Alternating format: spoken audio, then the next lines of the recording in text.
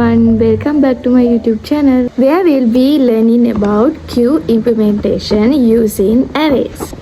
Queues are fundamental concept in data structures widely used in real-world applications like CPU scheduling, printers, queries, and more.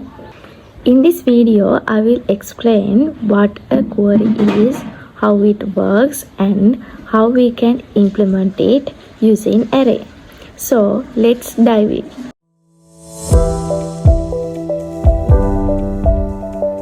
A queue is a linear data structure that follows the FIFO, first in, first out principles.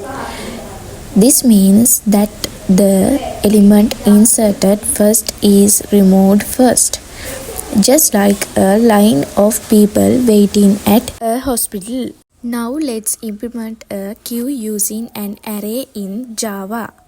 We will define an array-based queue with operations like enqueue and dequeue.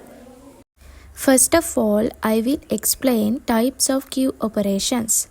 Enqueue. Enqueue means inserting an element into the queue. Dequeue. Dequeue means removing an element from the queue. Front. Front means getting the first element without removing it. Rear. Rear means getting the last element in the queue. Is empty. Is empty means checking if the queue is empty. Is full. Is full means checking if the queue is full. Now I explain why am I this code used in my project. Initialize the queue with a given capacity. Front is set to 0. Rear is set to capacity -1 initially. The array is allocated memory. Checking if the queue is full. I use this code. Return true if the queue has reached maximum capacity and checking if the queue is empty. This code I use returns true if the queue has no elements. This is my enqueue operation code. First, check if the queue is full. Update rear using circular increment to prevent overflow. Insert the element at rear position. Increase the size. This is the process that happens here. This is the dequeue operation. This code check if the queue is empty. Retrieve the front element.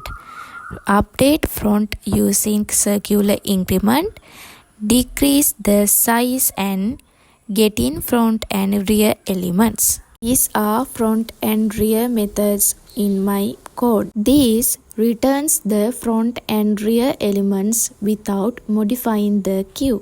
This is the main method of the code. You can see 74 line means create a queue with a maximum size of 5. Enqueue operations. You can see line 76 to 82.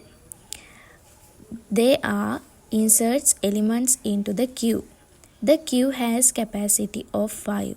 So when enqueue 60 into bracket is called, it should display queue is full because the queue is already at maximum capacity. This 83 line I use returns the first inserted element. In 84 I use returns the most recently inserted element. This 86 line you can see it removes and returns the front element.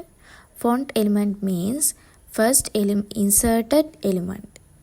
If 10 was inserted first, then 10 will be removed. Now I explain line number 88. Since one element 10 was removed, 60 can now be inserted at the next available position. I will explain last two lines.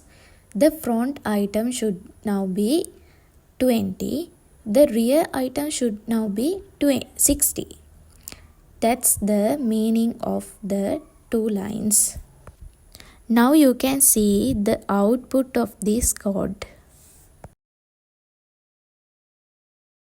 That's all about queue implementation using array. We covered basic queue operations and implemented them using Java. If you found this video helpful, don't forget like, share and subscribe for more content on data structures. See you in next video.